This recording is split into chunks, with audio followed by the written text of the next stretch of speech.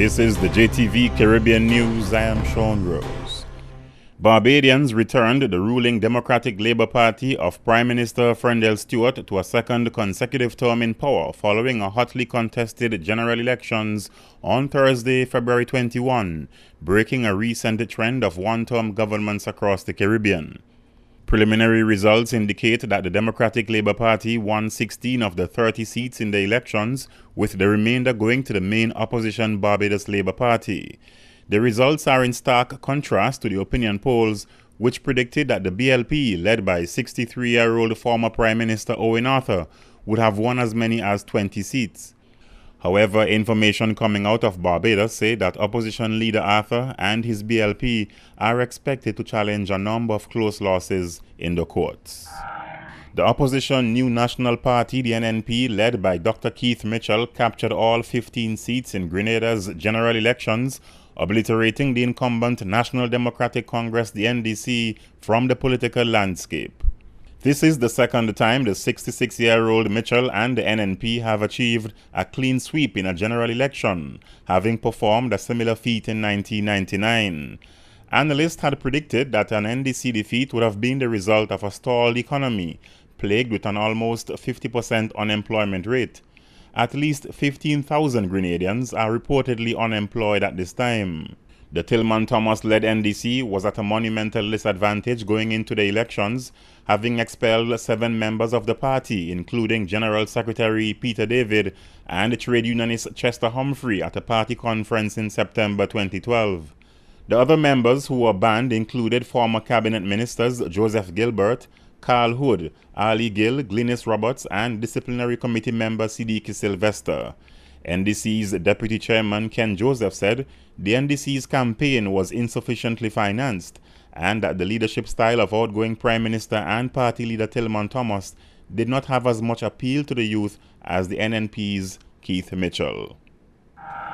The Caribbean community CARICOM has expressed grave concern about the state of political affairs in the Turks and Caicos Islands.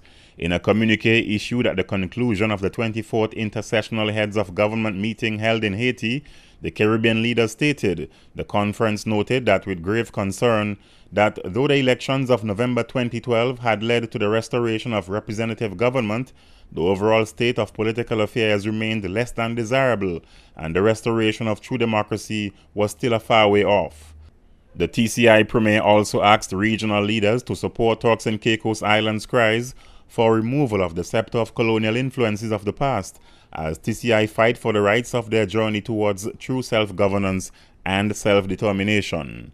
Regional leaders said they intend to raise concerns identified by Premier Dr. Rufus Ewing with representatives of the British government. St. Lucia has hinted at joining Petro-Carib, but Energy Minister Dr. James Fletcher says the country is going in with eyes wide open. Fletcher says the government is aware of the concerns and the risks of joining the oil alliance, but is putting in measures to mitigate the identified risks. Lovely St. Amy Joseph of HTS News Force has this report. Opposition leader Stevenson King is on record stating his disapproval of the move to join Petro-Carib, saying that it could spell even greater debt for the country. On Thursday, a leading regional financial advisor shared King's sentiments, arguing that joining the oil alliance is the wrong move, pointing to Venezuela's increased isolation from the financial markets and the global community.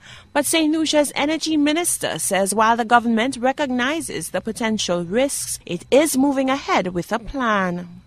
There is a commitment by the existing government of Venezuela to honor the Petro-Carib arrangement, regardless what happens with President Chavez, and we're quite heartened to see that President Chavez is beginning to make a recovery, that some of the respiratory discomfort that he was experiencing is now a thing of the past. But these are things that we are alive to, and we have to ensure that whatever we put in place, in fact, the memo that went to Cabinet basically outlines some of those things, and also the fact that one of the unfortunate consequences for some of the countries that have engaged in this Petro-Carib agreement is a mounting debt.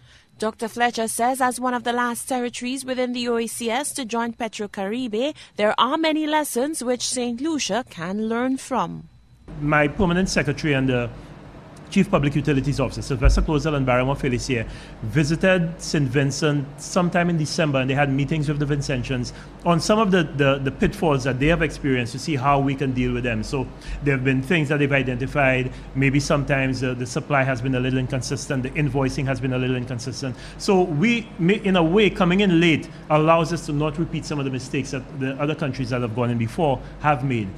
Under the PetroCaribe initiative launched in 2005, countries receive oil from Venezuela on concessionary terms. Dr. Fletcher says the government is very mindful of managing debt to ensure there is no mounting reoccurring debt under the PetroCaribe agreement. Prime Minister Dr. Kenny Anthony, in a previous interview, says the chief aim is to secure cheaper oil, but that there are other benefits like Venezuela's investment in housing. Lovely St. Amy Joseph, HTS News Force.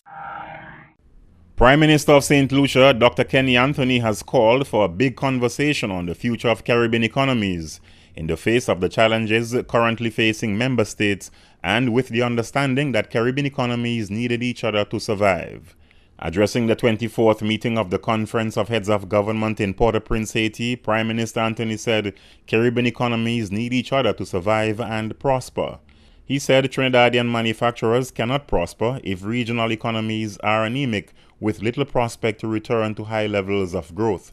The St. Lucian Prime Minister also referred to the burning issue of the proposal by the European Union to introduce the concept of differentiation to determine aid and support to African, Caribbean and Pacific countries. He said it had to be fought resolutely with all the diplomatic will and resources. Prime Minister Anthony said Caribbean relationship with Europe is becoming even more and more one-sided, with Europe seemingly having its way at every turn on every occasion. He said Europe had its way with bananas, sugar, and the Economic Partnership Agreement. Now it is about to have its way with differentiation. The United Nations has formally rejected compensation claims by victims of a cholera outbreak in Haiti that has killed almost 8,000 people. Evidence suggests that cholera was introduced to Haiti from a leaking sewage pipe at a UN base. The UN has never acknowledged responsibility for the outbreak, which has infected more than 600,000 people, saying it is impossible to pinpoint the exact source of the disease, despite the mounting evidence the epidemic was caused by poor sanitation at a camp housing infected Nepalese peacekeepers. UN spokesman said damages claims for millions of dollars filed by lawyers for cholera victims were not receivable under the 1947 convention that grants the UN immunity for its actions. But according to BBC, a lawyer for the cholera victims says UN immunity could not mean impunity, and the case would now be pursued in a Haitian court. In December, the UN launched a $2 billion appeal to fight the cholera epidemic, which is currently the worst outbreak in the world. For the JTV Caribbean News, I am Sean Rose. And coming up next on JTV News. Brandywine Bay earmarked for major entertainment area. Government intends to introduce vocational programs at Her Majesty's Prison. Travis Walters signs a contract with Upfront Records. And VI Women wows audience with awesome performance. Every time, no matter how long it takes, but how many